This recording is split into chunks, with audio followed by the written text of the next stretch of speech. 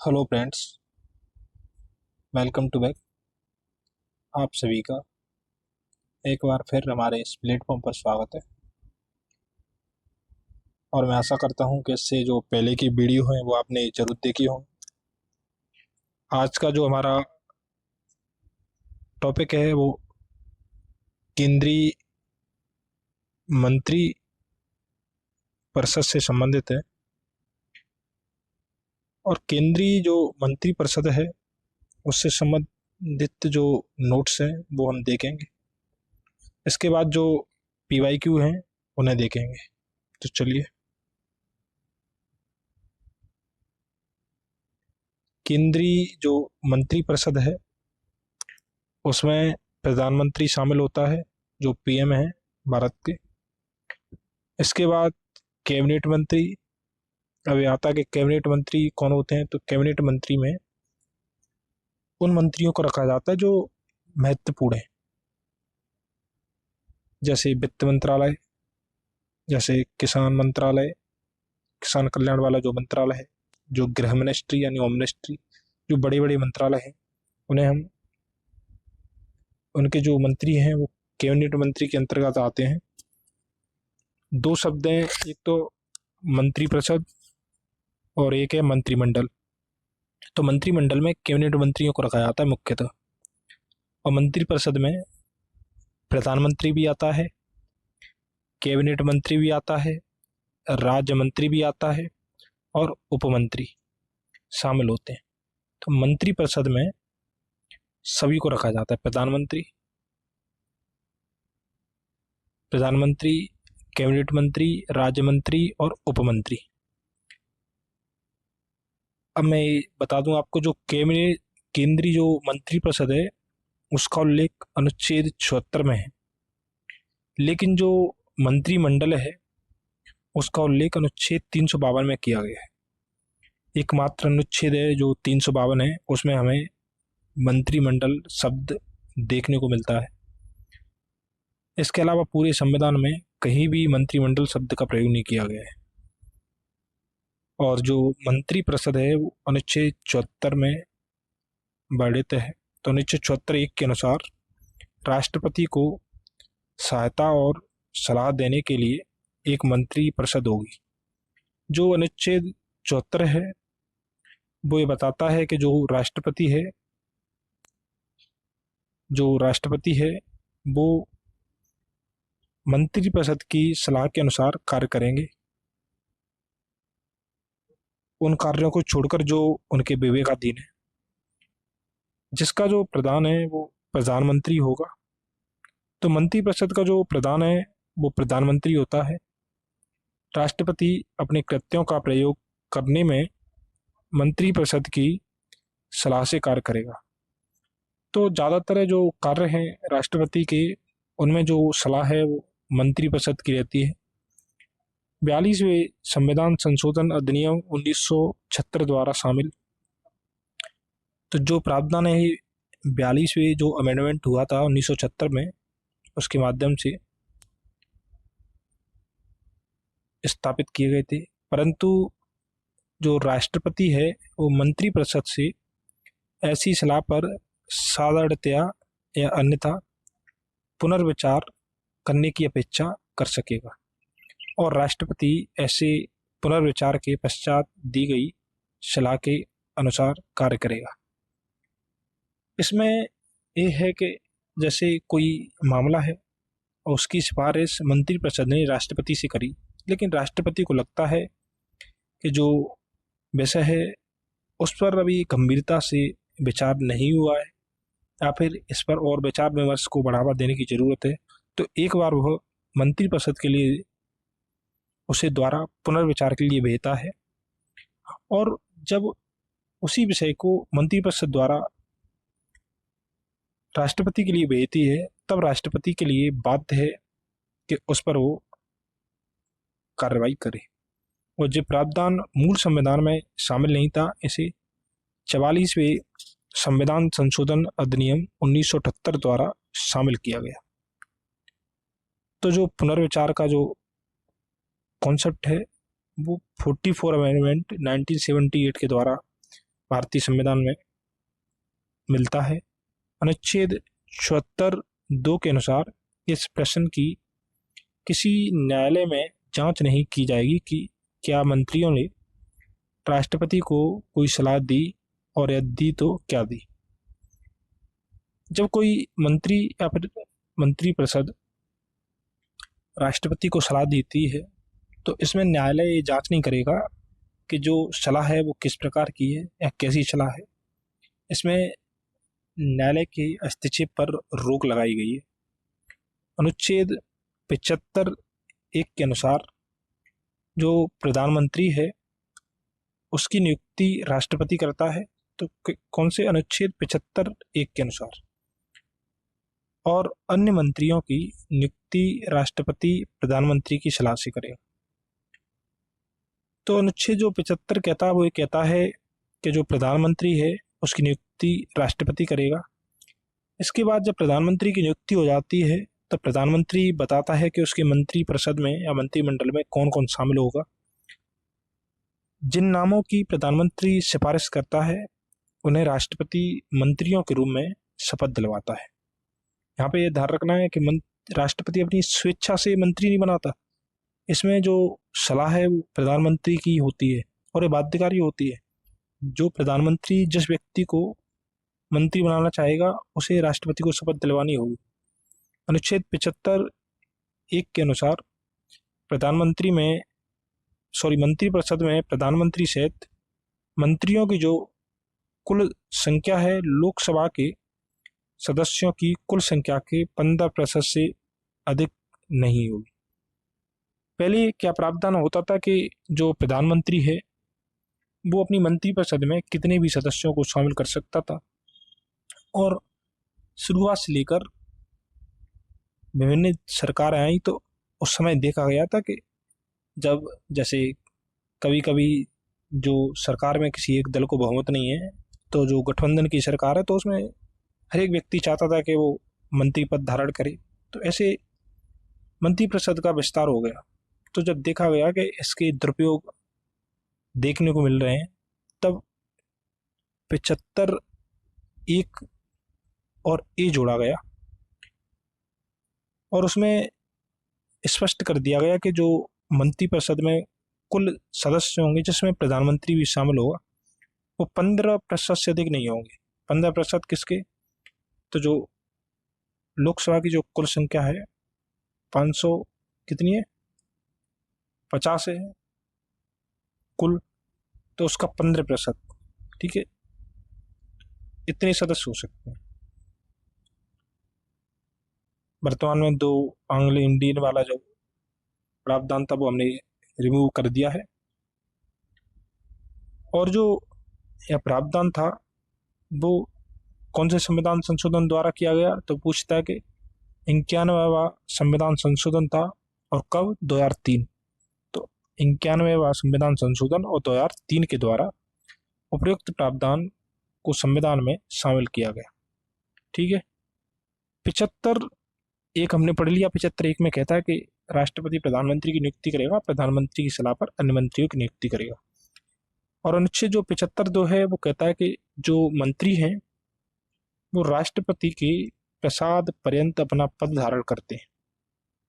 तो व्यक्तिगत तौर पर जो मंत्री हैं वो राष्ट्रपति के प्रसाद तक, यानी राष्ट्रपति जब तक चाहेगा तब तक, लेकिन व्यवहारिकता में प्रधानमंत्री के इच्छा तक ही, जब तक प्रधानमंत्री चाहेगा कोई मंत्री बना रहेगा। अगर प्रधानमंत्री जी नहीं चाहते हैं तो किसी व्यक्ति को मंत्री बनाने की सिफारिश राष्ट्रपति से कर सकते हैं। तो 75(2) के अनुसार मंत्री राष्ट्रपति के प्रसाद पर्यंत अपना पद धारण करते हैं। 75(3) है उसके अनुसार मंत्रिपरिषद लोकसभा के प्रति सामूहिक रूप से उत्तरदायी होती है। तो जो बहुत महत्वपूर्ण अनुच्छेद है, क्योंकि जो संसदीय शासन प्रणाली है उसका जो मुख्य सिद्धांत है वो है उत्तरदायित्व। और सामूहिक उत्तरदायित्व किसके प्रति, तो लोकसभा के प्रति। यानी जब तक मंत्रिपरिषद को लोकसभा में बहुमत प्राप्त होता है तभी तक वो बनी रहती है, अन्यथा उसे त्यागपत्र देना होता है। संविधान में मंत्रिमंडल शब्द का प्रयोग अनुच्छेद 352 के खंड 3 में किया गया है। तो कौन सा अनुच्छेद 352 के खंड 3 में किया गया है? केवल एक अनुच्छेद है जिसका मंत्रिमंडल शब्द का जो प्रयोग है वो केवल अनुच्छेद 352 के खंड 3 में किया गया है। कैबिनेट या मंत्रिमंडल, प्रधानमंत्री, यानी जो कैबिनेट या मंत्रिमंडल है उसमें प्रधानमंत्री तो शामिल होता है।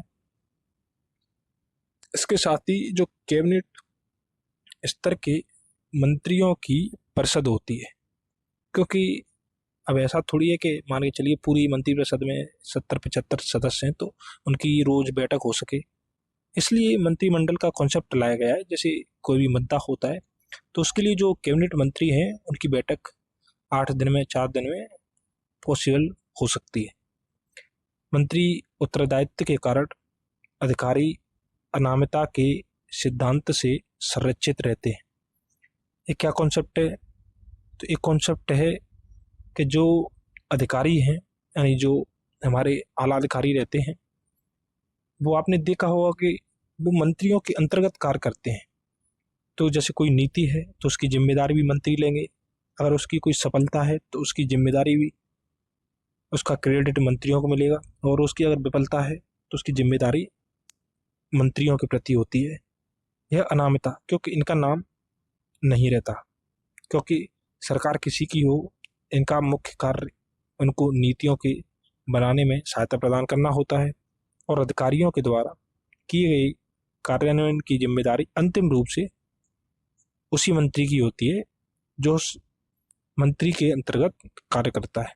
केंद्रीय कैबिनेट जो सचिवालय है सीधे प्रधानमंत्री के अधीन होता है। केंद्रीय स्तर पर कैबिनेट सचिवालय का निर्माण किया गया है, और जो सचिवालय है वो प्रधानमंत्री के अंतर्गत कार्य करता है। इसका जो प्रशासनिक प्रमुख है वो कैबिनेट सचिव होता है, और जो आईएएस अधिकारी होते हैं उन्हीं में से जो वरिष्ठ अधिकारी है उसे कैबिनेट सचिव, या फिर कई और प्रयोगों से, जैसे किसी की पहुंच ज़्यादा है तो उस तरीके से कैबिनेट सचिव की नियुक्ति की जाती है।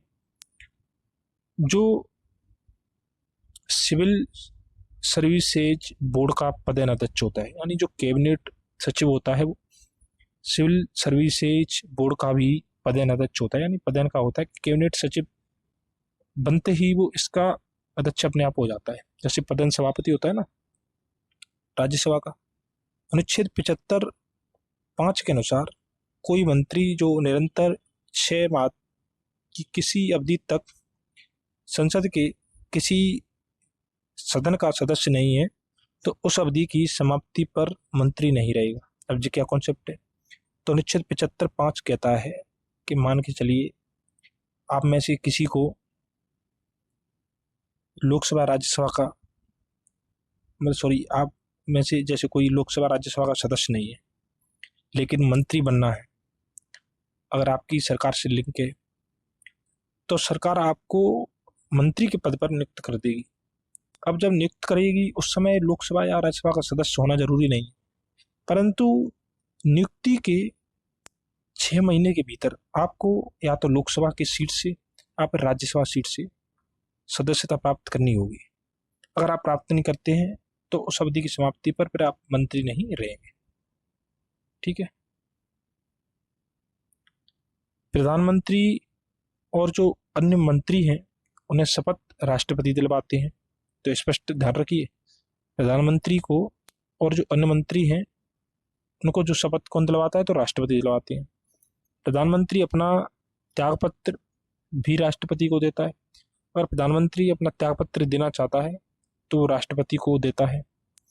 संघीय मंत्रिमंडल की जो बैठक, यानी मंत्रिमंडल अभी हमने देखा था अनुच्छेद 352 में, एक बार फिर दिखा देता हूँ। अनुच्छेद 352 का जो खंड 3 है उसमें अध्यक्षता प्रधानमंत्री करता है। तो मंत्रिमंडल की अध्यक्षता कौन करेगा? प्रधानमंत्री, क्योंकि प्रधानमंत्री के बाद ही मंत्रिमंडल का अस्तित्व है।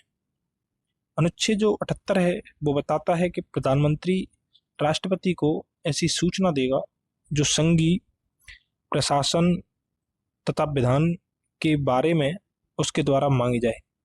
तो मुख्यतः जो अनुच्छेद 78 है वो प्रधानमंत्री के कर्तव्यों की बात करता है, और कर्तव्यों में बताया गया है कि राष्ट्रपति को समय समय पर वो सूचना देगा, या फिर जब राष्ट्रपति मांगता है तब प्रदान करेगा सूचना। 15 अगस्त 1947 को केंद्र में जो मंत्रालयों की संख्या थी 18 थी, लेकिन वर्तमान में केंद्रीय मंत्रालयों की जो कुल संख्या है वो 52 है। चलिए, तो अब हम इससे संबंधित जितने भी प्रश्न हैं उन्हें देखते हैं। एक बात मैं क्लियर कर दूं अब कि आज तक जो हमारी क्लास थी वो उनका कोई टाइम फिक्स नहीं था, लेकिन अब आपको जो क्लास है रोज 10 बजे AM 10 बजे स्वर लाइव क्लास मिल जाएगी प्रीमियर के रूम में, और आप उसे लाइव के रूम में देख सकते हैं रोज 10 बजे।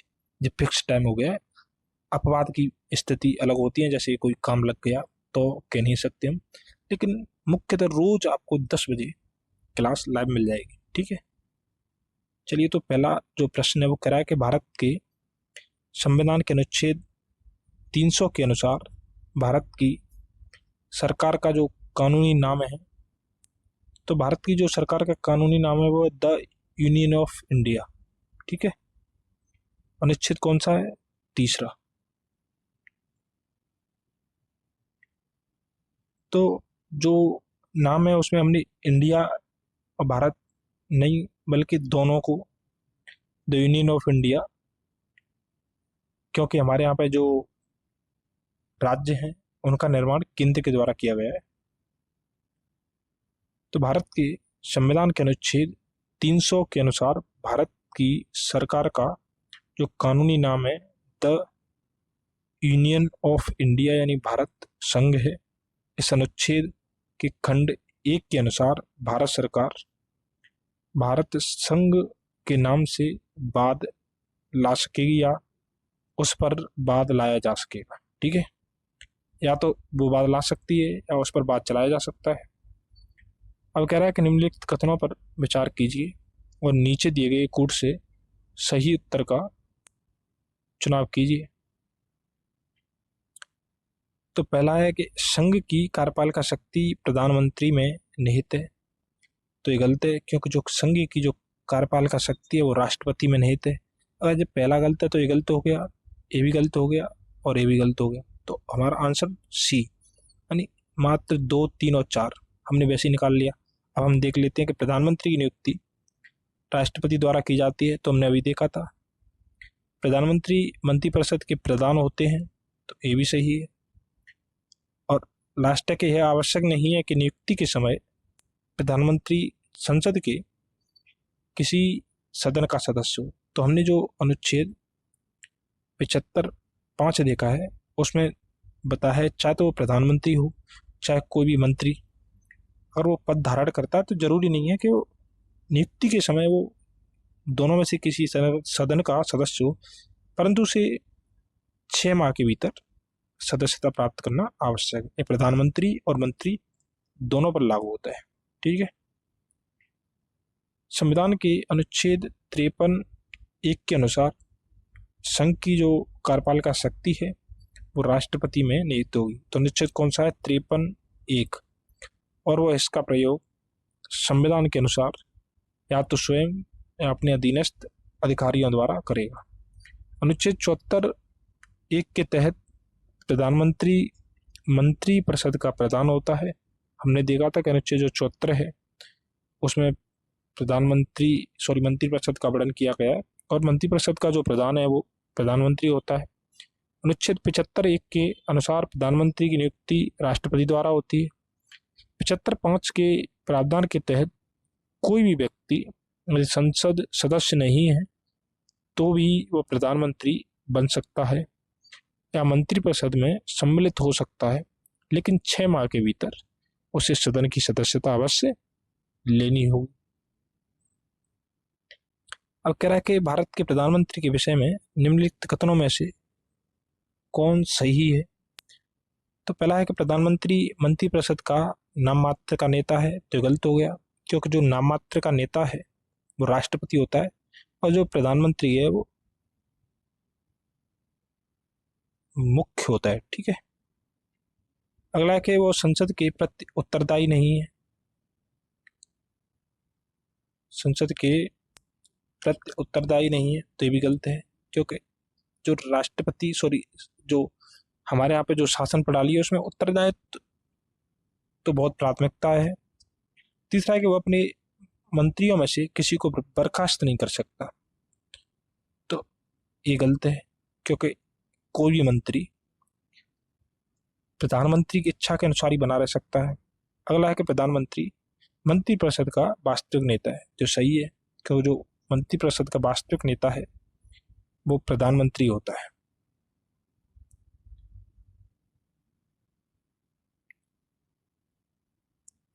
भारत के संविधान के अनुच्छेद 74(1) में स्पष्ट उल्लेख है, ध्यान रखिए कि जो अनुच्छेद 74 है उसमें स्पष्ट उल्लेख किया गया कि जो राष्ट्रपति है उसको सहायता और सलाह देने के लिए एक मंत्रिपरिषद होगी, जिसका प्रधान कौन होगा, तो प्रधानमंत्री होगा। राष्ट्रपति अनिवार्यतः, ये शब्द बहुत इंपॉर्टेंट है, अनिवार्यतः ऐसे व्यक्ति को प्रधानमंत्री नियुक्त करता है जो उस दल का नेता है जिसका लोकसभा में बहुमत है। तो राष्ट्रपति उसी व्यक्ति को प्रधानमंत्री के रूप में नियुक्त करेगा जिसका सदन में बहुमत है, क्योंकि हमारे यहाँ पे सरकार उसी की बनती है जिसका लोकसभा में बहुमत हो। ऐसा व्यक्ति है जो अन्य राजनीतिक दलों का समर्थन प्राप्त करके लोकसभा में विश्वास मत प्राप्त कर लेता है।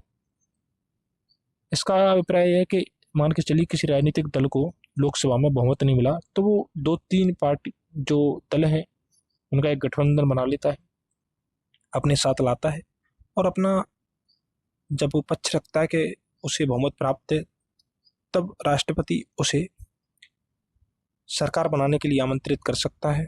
अन्य सभी मंत्री राष्ट्रपति द्वारा प्रधानमंत्री की सलाह पर नियुक्त किए जाते हैं। तो हमने अभी देखा था कि जो मंत्री हैं वो राष्ट्रपति द्वारा नियुक्त किए जाएंगे, लेकिन सलाह प्रधानमंत्री देगा।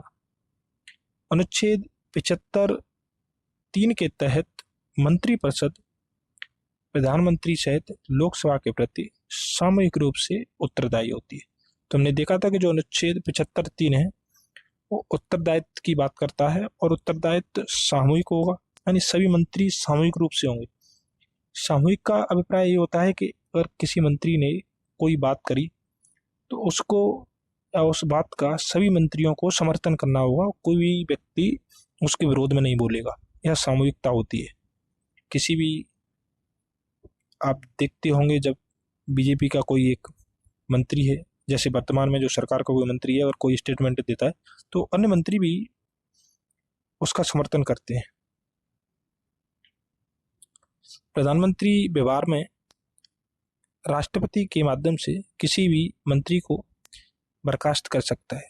तो प्रधानमंत्री खुद बर्खास्त नहीं करता, प्रधानमंत्री राष्ट्रपति से कहेगा कि आप इस मंत्री को बर्खास्त कर दीजिए, और राष्ट्रपति उसे बर्खास्त कर देंगे। व्यवहार में प्रधानमंत्री मंत्रिपरिषद का वास्तविक नेता होता है, अतः विकल्प डी सही उत्तर है। अब पूछ रहा है कि भारत का प्रधानमंत्री निर्वाचित होता है, तो गलत। सीधा भारत का प्रधानमंत्री निर्वाचित नहीं होता है, मनोनीत भी नहीं होता है, इनमें से कोई नहीं, चयनित भी नहीं होता है, तो उसकी नियुक्ति होती है, और नियुक्ति कौन करता है, तो वो प्रेसिडेंट करता है। ठीक है।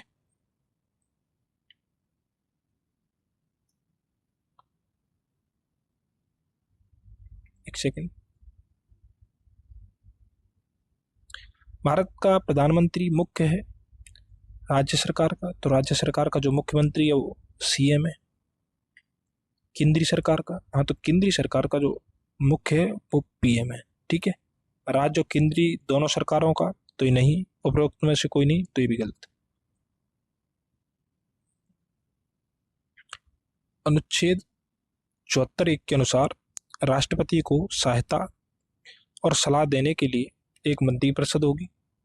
इसका प्रधान कौन होगा, तो प्रधानमंत्री होगा, और राष्ट्रपति अपने कृत्यान्वयन जो कार्य हैं उनका प्रयोग ऐसी सलाह के अनुसार कार्य करेगा। इस प्रकार भारत का प्रधानमंत्री केंद्रीय सरकार का व्यवहारिक प्रमुख होता है, अतः यह लोकसभा में बहुमत प्राप्त दल या गठबंधन का नेता होता है।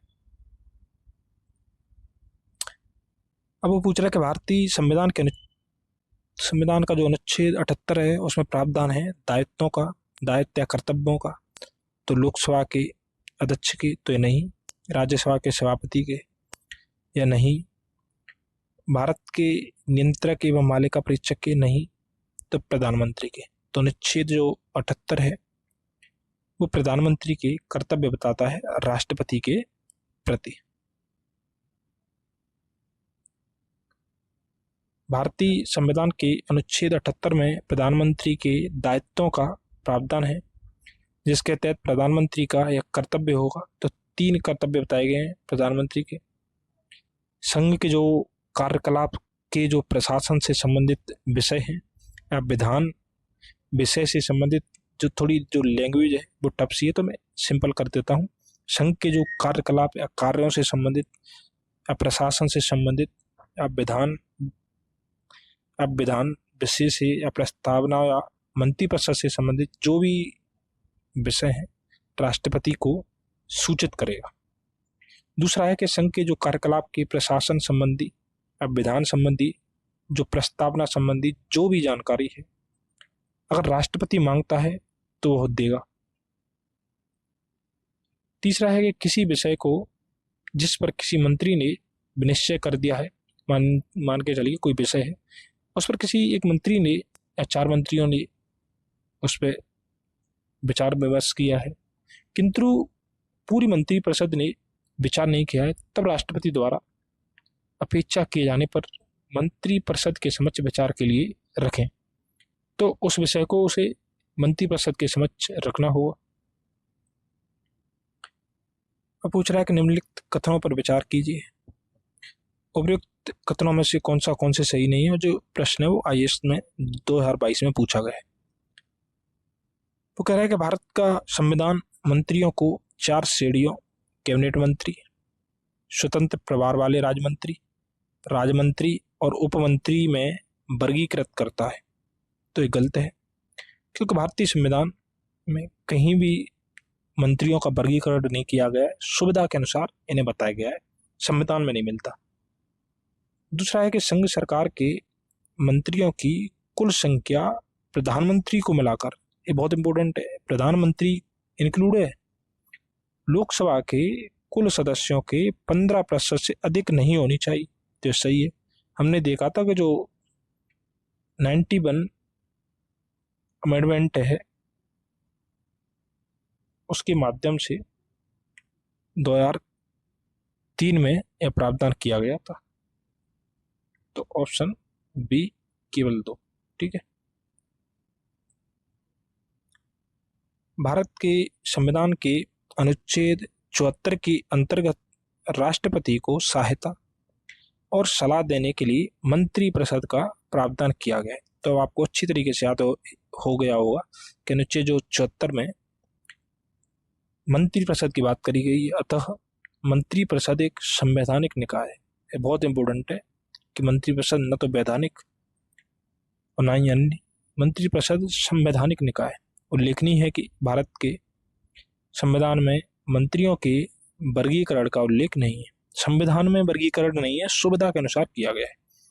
भारत में मंत्रियों का वर्गीकरण ब्रिटिश संसदीय परंपरा पर आधारित है। तो ये परंपरा पे, जैसे ब्रिटेन में जो प्रणाली है उसी के आधार पर हमने वर्गीकरण किया है। वर्तमान में भारत में संघीय मंत्रिपरिषद में प्रधानमंत्री के अतिरिक्त मंत्रियों की 3 श्रेणियां हैं।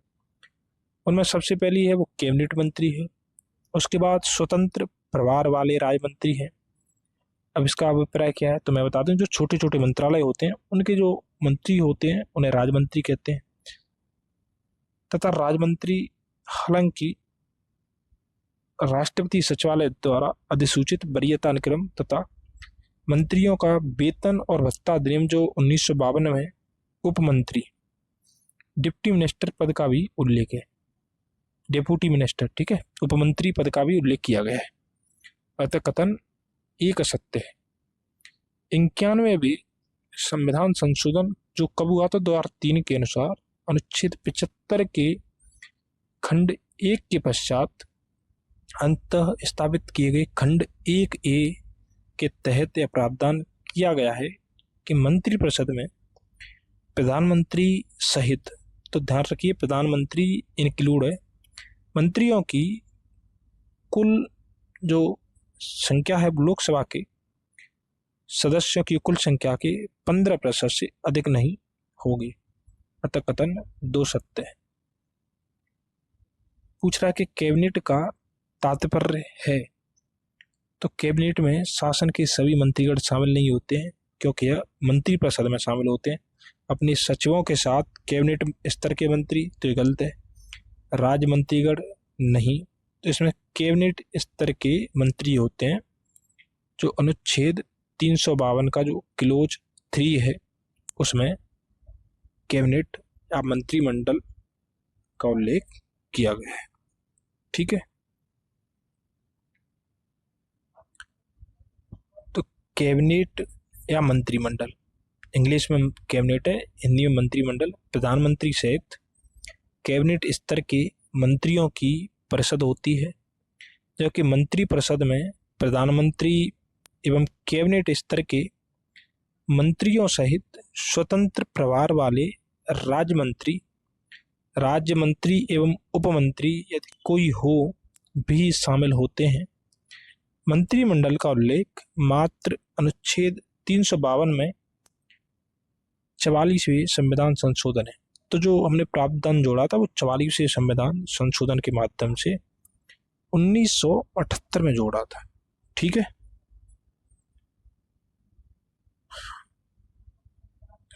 अब वो पूछ रहा है कि कैबिनेट में सम्मिलित होते हैं तो मंत्री स्तर के सभी मंत्री, तो गलत है। कैबिनेट मंत्री और राज्य मंत्री, तो गलत है क्योंकि ऐसे राज्य मंत्री नहीं होते हैं। कैबिनेट राज्य और उपमंत्री, तो ये दोनों गलत हैं, केवल ऐसे ही हो जाता, तो केवल कैबिनेट मंत्री। ठीक है,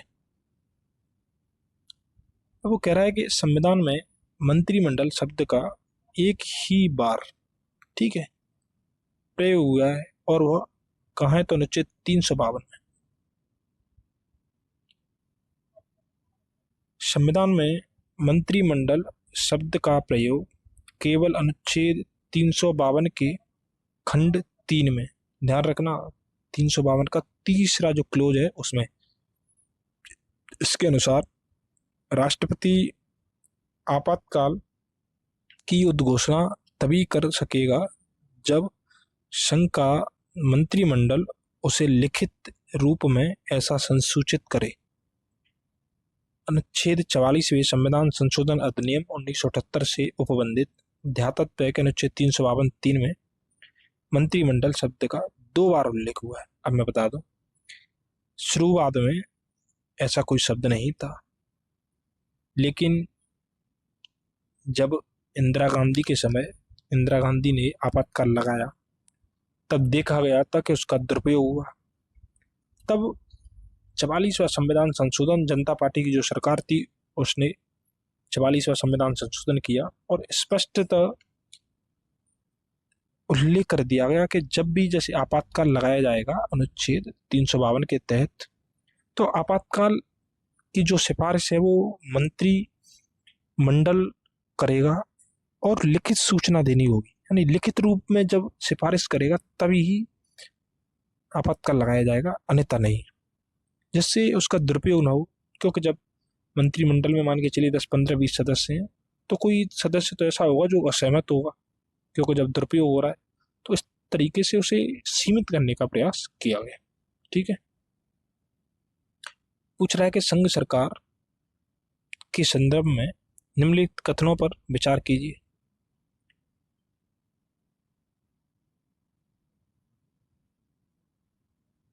पूछ रहा है कि कह रहा है कि एन गोपाल स्वामी आयंगर समिति ने सुझाव दिया कि किसी मंत्री और किसी सचिव को प्रशासनिक सुधार करने और उसे बढ़ावा देने के लिए पूर्णतः नामित किया जाना चाहिए। तो स्टेटमेंट गलत है। जो गोपाल स्वामी अयंगर समिति थी उसने सुझाव दिया था कि किसी जो कोई मंत्री है या कोई जो सचिव है उसको प्रशासनिक सुधार करने और उसे बढ़ावा देने के लिए पूर्णतः पूर्णतः नामित किया जाना चाहिए। तो एक चीज ध्यान रखिए, कोई भी अगर देता है केवल, पूर्णतः, ऐसे जो शब्द हैं वो हमेशा गलत होते हैं, क्योंकि कोई भी चीज पूरी तरीके से नहीं हो सकती। दूसरा कह रहा है कि प्रशासनिक सुधार आयोग 1966, तो जो फर्स्ट एआरसी था, की संस्तुति के आधार पर वर्ष 1970 में कार्मिक विभाग का गठन किया गया और इसे प्रधानमंत्री के प्रभार के अधीन रखा गया। तो ये सही है, क्योंकि जो कार्मिक विभाग का गठन था वो हमने 1970 में किया था और इसकी जो सिफारिश थी वो फर्स्ट एआरसी ने की थी। ठीक है, तो केवल 2।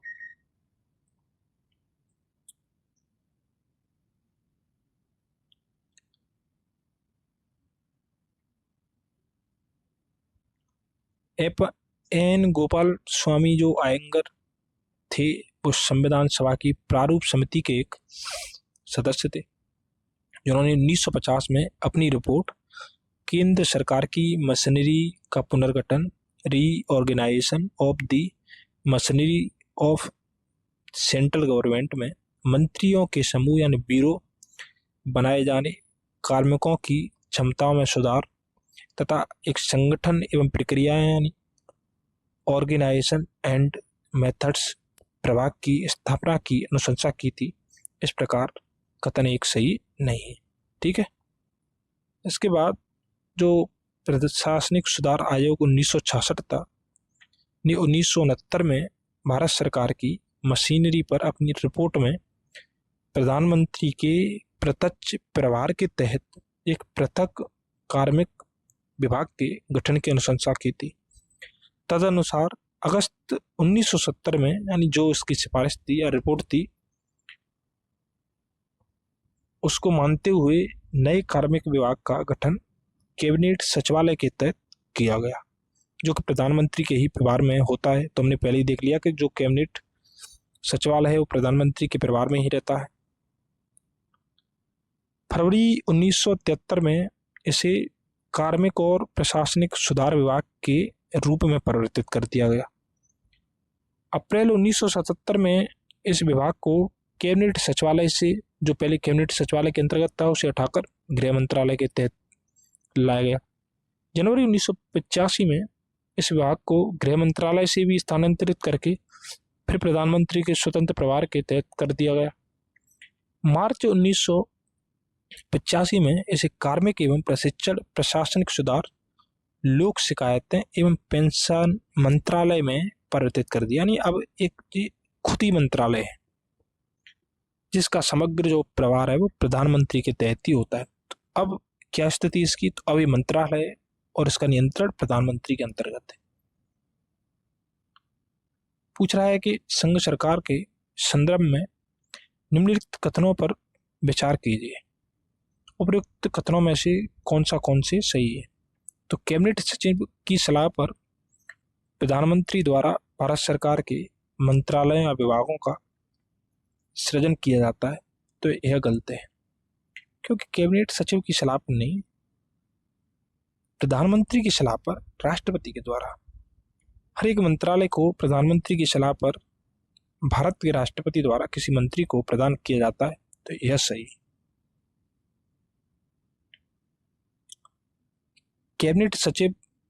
कैबिनेट सचिवालय का प्रमुख होता है जो एक आईएएस अधिकारी होता है, जो सिविल सर्विसेज बोर्ड का पदेन अध्यक्ष होता है।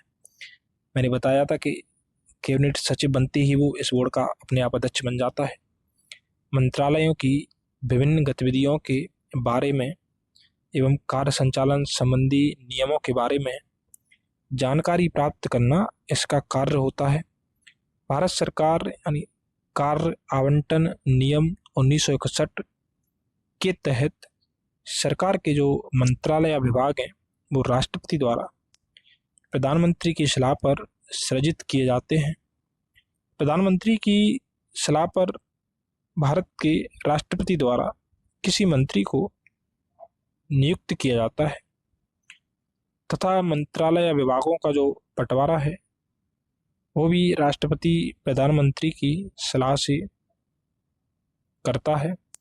अतः कथन 1 गलत है और कथन 2 सही है, इसलिए विकल्प बी सही उत्तर है।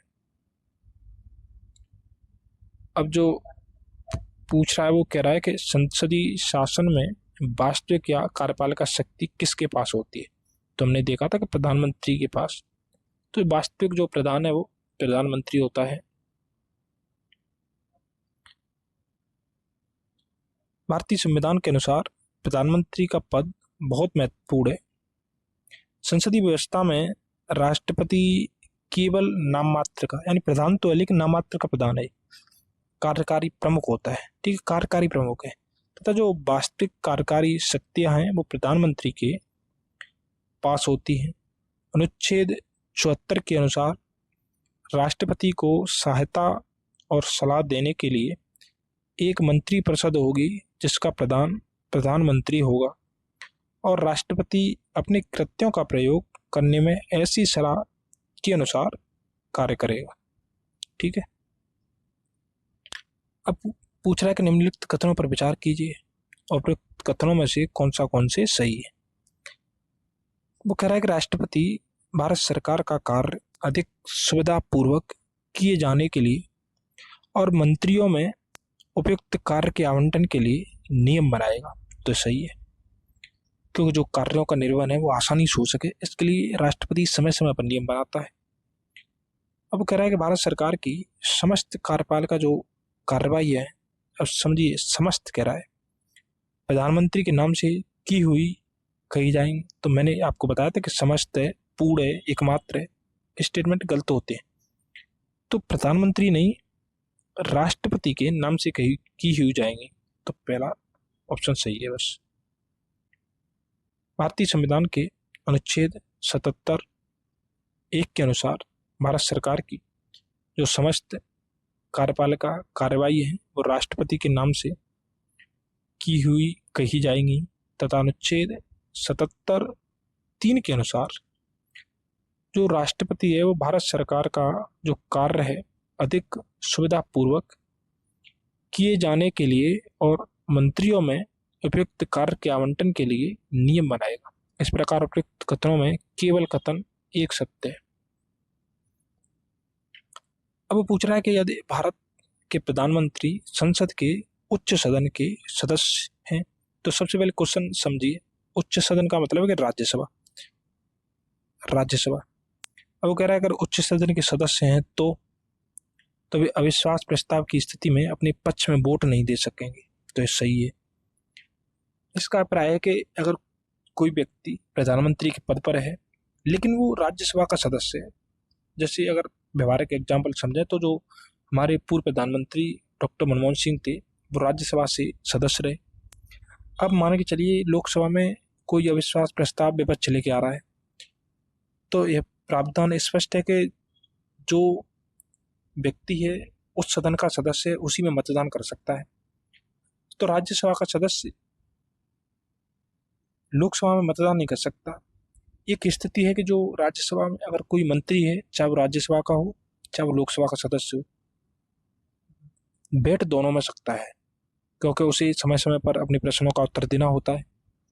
तो लोकसभा में भी और राज्यसभा में, तो प्रधानमंत्री लोकसभा में उपस्थित रह सकता है परंतु वोट नहीं देगा अपने पक्ष में। ठीक है, तो सही।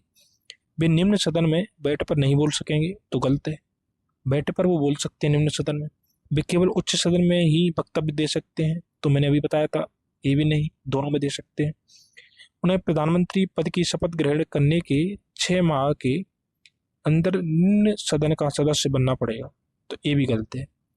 भारत में कोई भी व्यक्ति प्रधानमंत्री बनता है तो बनते समय अगर वो सदस्य नहीं है तो 6 माह के अंदर उसे किसी भी सदन की, जरूरी नहीं है कि उसे निम्न सदन का ही हो, यानी लोकसभा हो, चाहे तो लोकसभा चाहे राज्यसभा, किसी में से या किसी का भी सदस्य बनना होगा।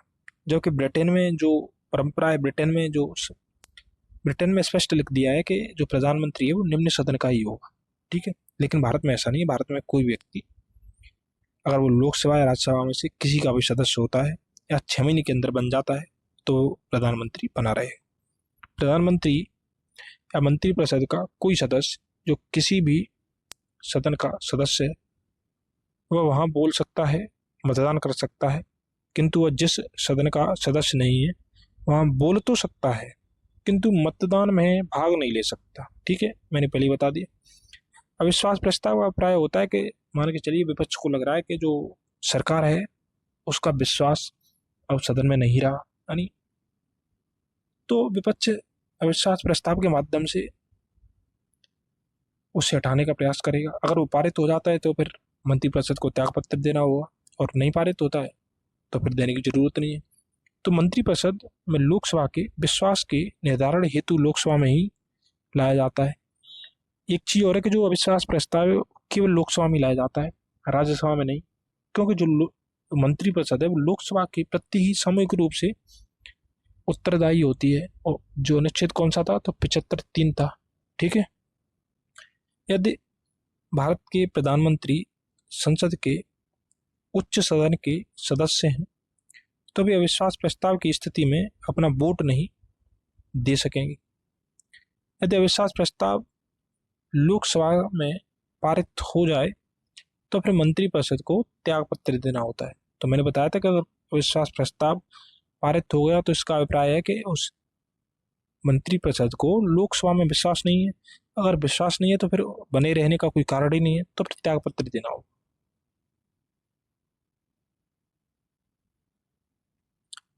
अब वो पूछ रहा है कि भारतीय संविधान के निम्नलिखित प्रावधानों में से कौन सा जो प्रावधान है मंत्रिपरिषद की नियुक्ति तथा पदच्युति को विवेचित करता है। तो कौन सा प्रावधान मंत्रिपरिषद की नियुक्ति या पदच्युति को विवेचित करता है? तो हमने बताया था कि जो अनुच्छेद 74 है उसमें मंत्रिपरिषद का उल्लेख है, लेकिन अनुच्छेद जो 75 है उसमें बताया गया है कि राष्ट्रपति प्रधानमंत्री की नियुक्ति करेगा, प्रधानमंत्री की सलाह पर अन्य मंत्रियों की नियुक्ति करेगा। तो अनुच्छेद 75 मुख्यतः नियुक्ति और पदच्युति से संबंधित है। अब जो अनुच्छेद 74 है वो मंत्रिपरिषद से संबंधित है। अनुच्छेद जो 72 है उसमें प्रेसिडेंट की जो क्षमादान की शक्ति है, हमने पढ़ा था, वो उससे संबंधित है, ठीक है। तो भारतीय संविधान का अनुच्छेद जो 75 है वो मंत्रिपरिषद की नियुक्ति एवं पदच्युति को विवेचित करता है। अनुच्छेद 75(1) के अनुसार प्रधानमंत्री की नियुक्ति राष्ट्रपति करेगा और अन्य मंत्रियों की नियुक्ति राष्ट्रपति प्रधानमंत्री की सलाह पर करेगा। 75(2) के अनुसार मंत्री राष्ट्रपति के प्रसाद पर्यंत पद धारण करेंगे, और जो 75(3) है वो बताता है कि सामूहिक रूप से लोकसभा के प्रति मंत्रिपरिषद उत्तरदायी हो, ठीक है। अब वो पूछ रहा है कि आमतौर पर भारत के प्रधानमंत्री होते हैं, संसद का सदस्य नहीं, तो फिर गलत है। राज्यसभा का सदस्य, ये भी गलत है। वो कह रहा है आमतौर पर, मतलब आमतौर का मतलब है कि सामान्यतः, तो सामान्यतः जो प्रधानमंत्री है वो लोकसभा का सदस्य होता है, दोनों सदनों का सदस्य, तो ये गलत है। तो आमतौर पर जो प्रधानमंत्री वो लोकसभा का सदस्य होना चाहिए। संविधान के अनुसार प्रधानमंत्री दोनों में से किसी का भी सदस्य हो सकता है, बट आपको ये ध्यान रखना है कि संविधान हमारा कहता है कि प्रधानमंत्री किसी भी सदन का सदस्य हो सकता है, जरूरी नहीं है कि लोकसभा का हो। संविधान में स्पष्ट बता दिया कि किसी भी सदन का हो सकता है, ठीक है। आमतौर पर वह लोकसभा का सदस्य होता है क्योंकि जो लोकसभा है वो जनता के द्वारा प्रत्यक्ष रूप से निर्वाचित निकाय है, ठीक है। तो जो लोकसभा है उसी का हर 5 साल में निर्वाचन होता है और वही जनता के प्रति उत्तरदायी होती है, और वह लोकतांत्रिक ढंग से निर्वाचित सरकार का प्रतिनिधित्व करता है। तो मान के चलिए अगर कोई व्यक्ति राज्यसभा का सदस्य है तो वो अच्छी तरीके से फिर अपना प्रतिनिधित्व नहीं कर पाएगा या जनता का प्रतिनिधित्व नहीं कर पाएगा। जब लोकसभा का सदस्य होगा तभी वो अच्छी तरीके से प्रतिनिधित्व करता है। फिर भी राज्यसभा से प्रधानमंत्री बनाए जाने पर कोई प्रतिबंध नहीं है। तो जी आपको ध्यान रखना है, जब भी पूछे तो राज्यसभा से कोई भी व्यक्ति प्रधानमंत्री बन सकता है, लेकिन ज्यादा लोकतांत्रिक यही है कि लोकसभा का सदस्य हो। ठीक है। अब वो पूछ रहा है कि भारत के प्रधानमंत्री की नियुक्ति के समय, यानी जब प्रधानमंत्री नियुक्त हो रहा है तो उस समय जरूरी नहीं है कि वो संसद के दोनों सदनों में से किसी का आवश्यक रूप से सदस्य हो, परंतु उसे 6 माह के अंदर आवश्यक रूप से दोनों में से एक सदन का सदस्य हो जाना चाहिए। तो हमने पढ़ा था कि जरूरी नहीं है कि वो जब नियुक्त हो रहा है तो उस समय हो, बट उसे 6 माह के अंदर किसी भी सदन की सदस्यता ग्रहण करनी होगी। दूसरा है कि जरूरी नहीं है कि वो संसद के दोनों सदनों में से एक का आवश्यक रूप से सदस्य हो, परंतु उसे 6 माह के अंदर लोकसभा का सदस्य हो जाना चाहिए। तो गलत है, खाली लोकसभा नहीं, राज्यसभा भी हो सकता है। तीसरा है कि संसद के दोनों सदनों में से एक का आवश्यक रूप से सदस्य होना चाहिए। तो जी गलत है। जो प्रावधान ब्रिटेन में प्रचलित है, तो ब्रिटेन में जो प्रधानमंत्री होता है उसे नहीं, एक सेकंड, ब्रिटेन में जो प्रधानमंत्री होता है वो दोनों नहीं, उसे जो निचला सदन है उसका सदस्य होना ही चाहिए। ठीक है। और जो अगल लास्ट है कि आवश्यक रूप से लोकसभा का सदस्य होना चाहिए। तो जी जो प्रावधान है वो ब्रिटेन में प्रचलित है, उसे आवश्यक रूप से लोकसभा का सदस्य होना चाहिए। ठीक है, भारत में नहीं है।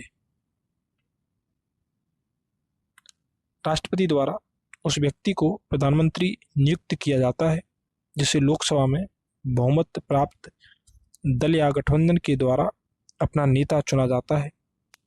प्रधानमंत्री की नियुक्ति के समय उसका किसी सदन का सदस्य होना आवश्यक नहीं है, परंतु 75(5) कौन सा, तो 75(5) ध्यान रख ले, के प्रावधान के तहत प्रधानमंत्री पद पर नियुक्त किए जाने के 6 माह के भीतर उसे किसी एक सदन, लोकसभा या राज्यसभा का सदस्य बन जाना आवश्यक होगा, अन्यथा 6 माह बाद वह अपने पद पर नहीं बना रह पाएगा। ठीक है। अगला जो कह रहा है कि भारत का प्रधानमंत्री बनने के लिए न्यूनतम आयु कितनी होनी चाहिए। तो भारत का कोई भी व्यक्ति अगर प्रधानमंत्री बनना चाहता है तो उसकी आयु कितनी होनी चाहिए, तो उसकी आयु 25 वर्ष होनी चाहिए। ठीक है। तो ऑप्शन जो बी है वो सही है, 25 वर्ष। संविधान के अनुच्छेद 75(1) के अनुसार राष्ट्रपति प्रधानमंत्री की नियुक्ति करेगा। बार बार कह रहा है कि 75(1) कहता है कि राष्ट्रपति प्रधानमंत्री की नियुक्ति करेगा। व्यक्ति संसद सदस्य, लोकसभा या फिर राज्यसभा होना अनिवार्य है। 6 माह के भीतर उसे संसद का सदस्य होना होगा। लोकसभा के सदस्य के लिए कम से कम 25 वर्ष की आयु तथा राज्यसभा के सदस्य के लिए कम से कम 30 वर्ष की आयु होना आवश्यक है। तो कोई व्यक्ति जो लोकसभा का सदस्य बनना चाहता है उसे कम से कम 25 वर्ष की आयु का होना चाहिए, और कोई व्यक्ति अगर राज्यसभा का सदस्य बनना चाहता है तो उसे 30 वर्ष की आयु का होना आवश्यक है। इनका जो प्रावधान है वो इस वजह से किया गया है कि जब व्यक्ति 25 या 30 के बाद मिच्योर हो जाता है, वो समय समझने लगता है किसी भी विषय के प्रति, उसके विचार हैं वो सुदृढ़ होते हैं। मतलब प्रधानमंत्री बनने हेतु न्यूनतम आयु 25 वर्ष लोकसभा सदस्य हेतु है। ठीक है। तो इसमें स्पष्ट नहीं दिया था, इस वजह से थोड़ी समस्या थी कि प्रधानमंत्री की आयु, तो अब ये नहीं कह रहा था कि लोकसभा की या राज्यसभा। प्रधानमंत्री को लोकसभा के द्वारा चुना जाता है तो नहीं, संसद के द्वारा चुना जाता है नहीं, लोकसभा में बहुमत पार्टी द्वारा नामित किया जाता है तो ये भी गलत है, राष्ट्रपति के द्वारा नियुक्त किया जाता है। ठीक है। संविधान के अनुच्छेद 75(1) के तहत प्रधानमंत्री को राष्ट्रपति के द्वारा नियुक्त किया जाता है। सामान्यतः जो राष्ट्रपति द्वारा बहुमत प्राप्त पार्टी द्वारा जो नामित व्यक्ति है वो संसद सदस्य हो भी सकता है और नहीं भी, बार बार जिक्र कर रहे हैं हम, को प्रधानमंत्री नियुक्त किया जाता है। तथापि लोकसभा में किसी भी दल का पूर्ण बहुमत न होने पर यह पूरी तरह से राष्ट्रपति पर निर्भर करता है कि वह किसी प्रधानमंत्री नियुक्त करे। इसका अभिप्राय है कि मान के चलिए लोकसभा के चुनाव हुए, चुनाव के बाद किसी भी दल को स्पष्ट बहुमत नहीं मिला, तब राष्ट्रपति डिसाइड करेगा कि किसी वो भी देखेगा कि ऐसा कौन सा सदस्य जो अपना बहुमत साबित कर सकता है, उसे फिर प्रधानमंत्री के लिए आमंत्रित करेगा। ठीक है, तो इस तरीके से हम देख लेते हैं। अब वो पूछ रहा है कि एक सेकंड, अग्रलिखित निम्न में से कौन सा वक्तव्य सही है? तो भारत का प्रधानमंत्री संसद के दोनों सदनों के सदस्यों में से अपने मंत्रियों का चयन करने के लिए स्वतंत्र है। तो अभी देखते हैं जी स्टेटमेंट भी सही है। इस विषय में भारत के राष्ट्रपति के साथ उचित परामर्श करके अपने मंत्रिमंडल के सहयोगियों का चयन कर सकता है। तो ये भी सही है। अपने मंत्रिमंडल के सहयोगियों का चयन करने में सीमित शक्तियां रखता है, क्योंकि स्वविवेक प्रयोग की शक्तियां भारत के राष्ट्रपति में नहीं थे। तो ये तो गलती हो गया। अब जो लास्ट है वो कह रहा है कि अपने मंत्रिमंडल में मंत्री के रूप में काम करने के लिए व्यक्तियों का चयन करने में पूर्णतः स्वविवेक का प्रयोग करता है। ठीक है, तो जिस स्टेटमेंट सही है, क्योंकि प्रधानमंत्री पूरी तरीके से स्वतंत्र है कि वो किस व्यक्ति को कौन सा मंत्रालय देना चाहता है। इसमें किसी का भी हस्तक्षेप नहीं किया जा सकता। प्रधानमंत्री मंत्रिपरिषद का क्योंकि प्रधान होता है, वो हमने देखा था, क्योंकि मंत्रिपरिषद का प्रधान कौन है? प्रधानमंत्री। और तो जो व्यक्ति प्रधान है वही तो निश्चय करेगा। उसे अपने सहयोगियों के रूप में ऐसे व्यक्तियों को चुनने का पूर्ण अधिकार है जो उसके साथ मिलकर कार्य कर सकें। यानी जो व्यक्ति उसके मतों के पक्ष में सहमति रखता है या उससे जो सहमति रखता है उसे ही वो फिर मंत्रालय देगा, क्योंकि तभी तो वो अच्छी तरीके से कार्य कर पाएगा।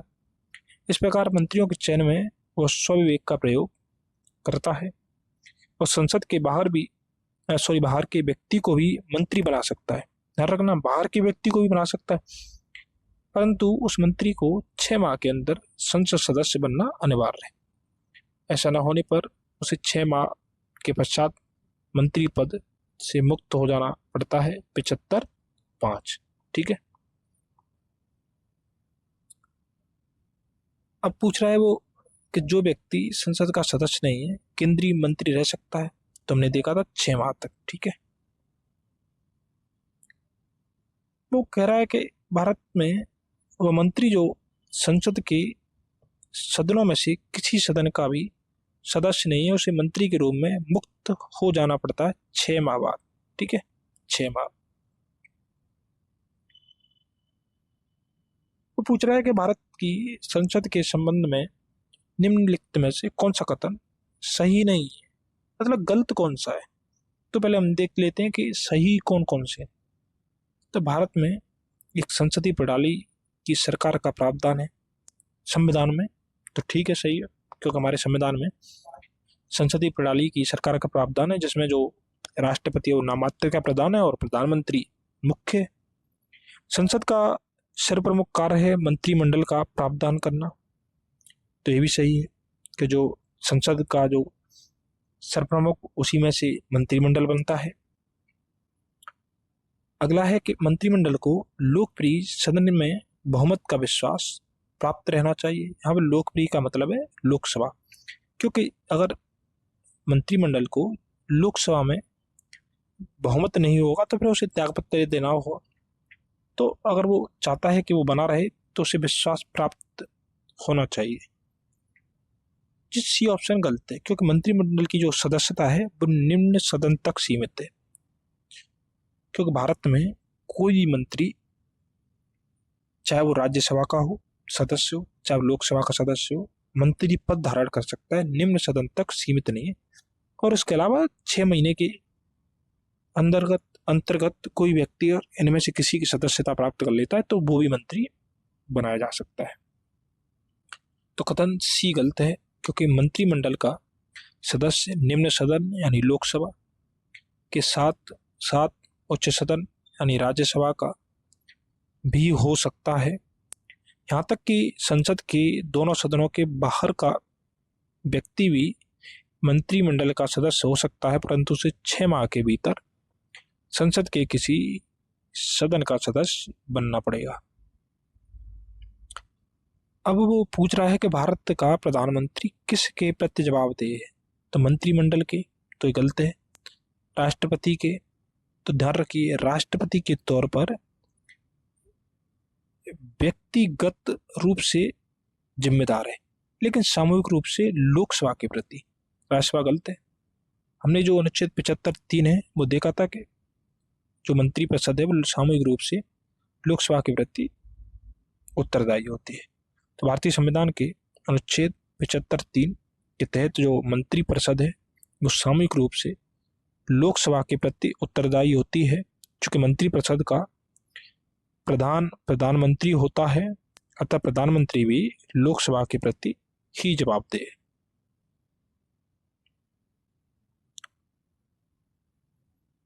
अब वो कह रहा है कि मंत्रिपरिषद सामूहिक रूप से उत्तरदायी होती है।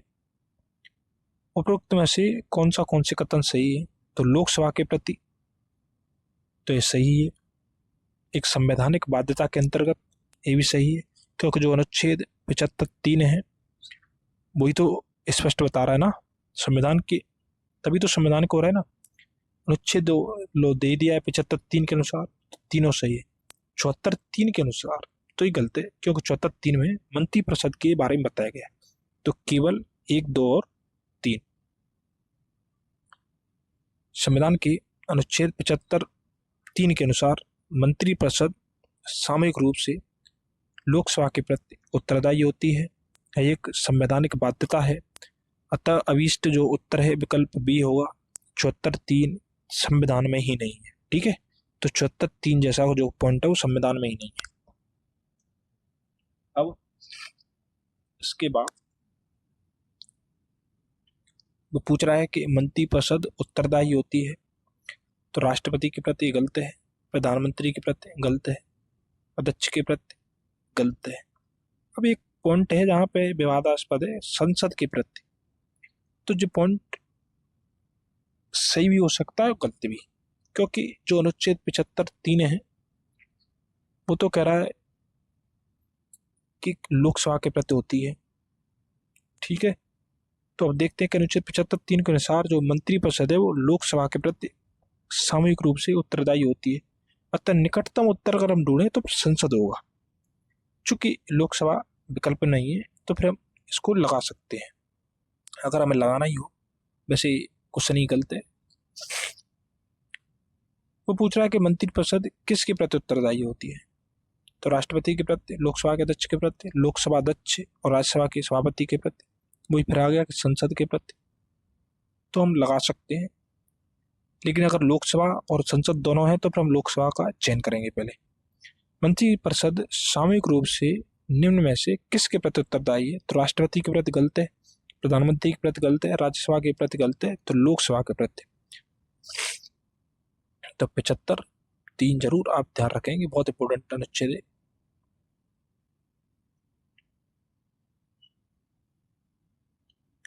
अब वो पूछ रहा है कि संघीय मंत्री परिषद के जो मंत्री हैं वो सामूहिक रूप से उत्तरदायी होते हैं, तो केवल लोकसभा के प्रति। अब देखिए यहाँ पे दे दिया संसद के प्रति, तो फिर गलत हो जाएगा। राष्ट्रपति के प्रति गलत, प्रधानमंत्री के प्रति गलत, केवल लोकसभा के प्रति अनुच्छेद 75(3). तो 75(3) तो रट गया भाई आपको अच्छी तरीके से, ठीक है। 75(2) का कहता है, तो 75(2) कहता है कि जो संघीय मंत्री परिषद है कि जो मंत्री हैं वो राष्ट्रपति के प्रसाद पर्यंत तक पद धारण करेंगे, लेकिन व्यक्तिगत रूप में, और वैसे व्यवहारिक रूप में देखते हैं तो पीएम के प्रति, ठीक है। क्योंकि पीएम चाहे जब तक कोई व्यक्ति मंत्री पद पर रह सकता है। और अनुच्छेद 75(3) के अनुसार मंत्रिपरिषद सामूहिक रूप से लोकसभा के प्रति उत्तरदायी होती है।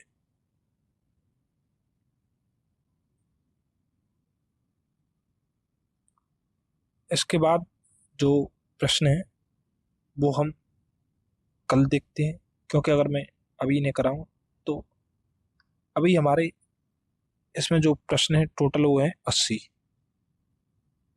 तो फिर जो वीडियो है फिर बहुत लंबी हो जाएगी। अब 1 घंटे से ऊपर की वीडियो हो चुकी है, तो फिर ज़्यादा पढ़ने में बोरियत होती है। तो जो इसके बाद जो 50 प्रश्न है वो बचे हैं वो कल की वीडियो में, क्योंकि हमें जल्दी नहीं पढ़ना है, जितना भी पढ़ना है वो अच्छी तरीके से पढ़ना है। और अगर किसी भी पेपर में जब प्रश्न आए तो हमसे गलत ना हो, क्योंकि अगर पढ़ने के बाद भी अगर गलत हो रहा है तो फिर वो समस्या है। इसलिए आज हम इसको यहीं पे होल्ड करते हैं। तो धन्यवाद दोस्तों।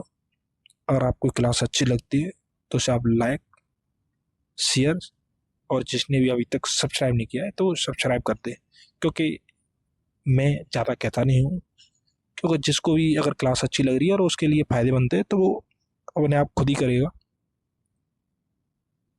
तो थैंक यू दोस्तों, धन्यवाद।